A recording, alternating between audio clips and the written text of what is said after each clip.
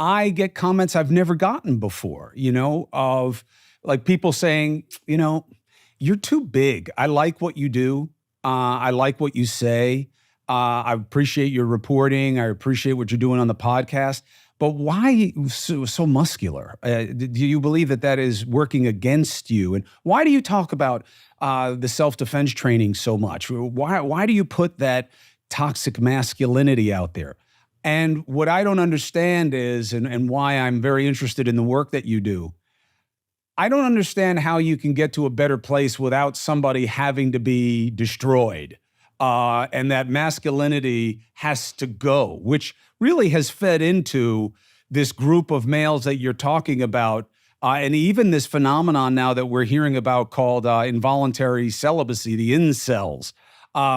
It does seem that the search for a correction has created a new problem. Yeah, it's interesting that you made that, comment about being too big.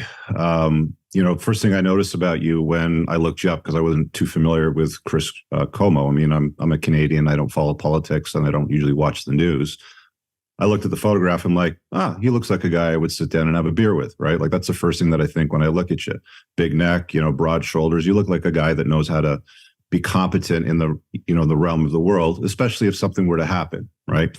And I appreciate that in men. I like guys that are good at being men, and I like good men.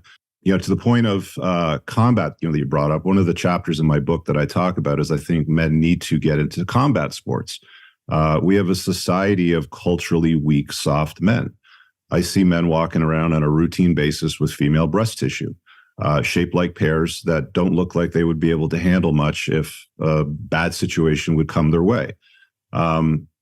Women like strong, virtuous, masculine men. They like a guy that can speak softly but carries a big stick. We know that as a matter of fact, based on how women choose men. We know that men are looked upon more favorably when they're more competent looking, when they're stronger looking. If you have two men walking down the street, one that's soft and weak. I had a conversation the other day on my podcast with a man that was an incel, 110 pounds, 5'6". He didn't understand the importance of going to the gym. But if he was walking down the street and I was walking down the street, I'm 6'2", 215, 218 pounds. And there was a bad guy coming the other way. Who do you think he would pick as a target? He's going to pick the softer, weaker man. I think it's important for men to become the best version of themselves, to optimize themselves so that they can live a fulfilled, wholesome, and life of choices. Because a lot of guys today, they don't have any choices. They're sleepwalking through life with their eyes closed, hoping something better is going to come along. And they ask questions. And, you brought up the point of the incel thing. So back to that. And they bring up the question like, I don't understand why women don't respond to me. I don't understand why women don't like me. I'm a really nice guy, right?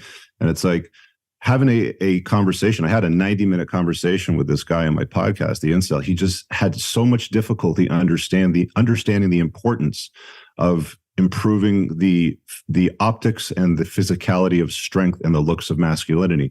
And I think calling that today toxic, or saying that getting into combat sports is toxic masculinity, is absolutely absurd. Because who does society turn to when the shit hits the fan?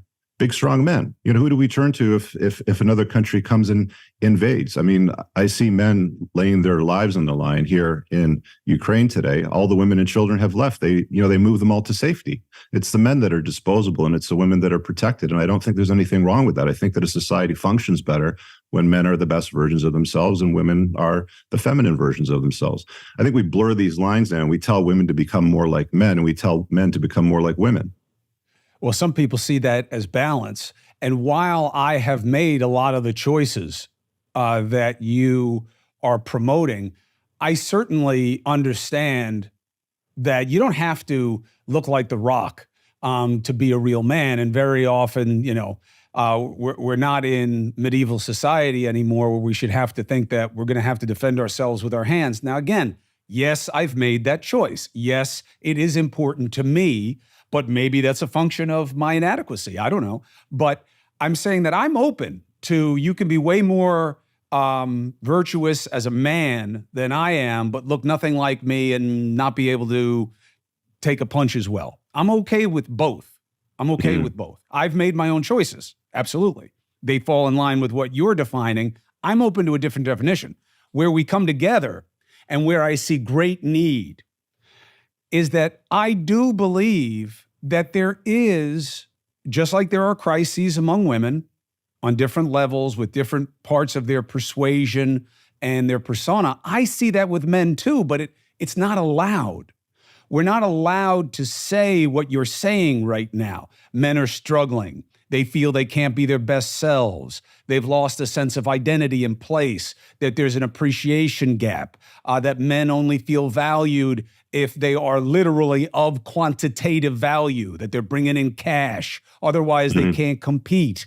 It's not enough to be gorgeous and have biceps the size of softballs if you're broke. But they can't say that because it's not their time to complain.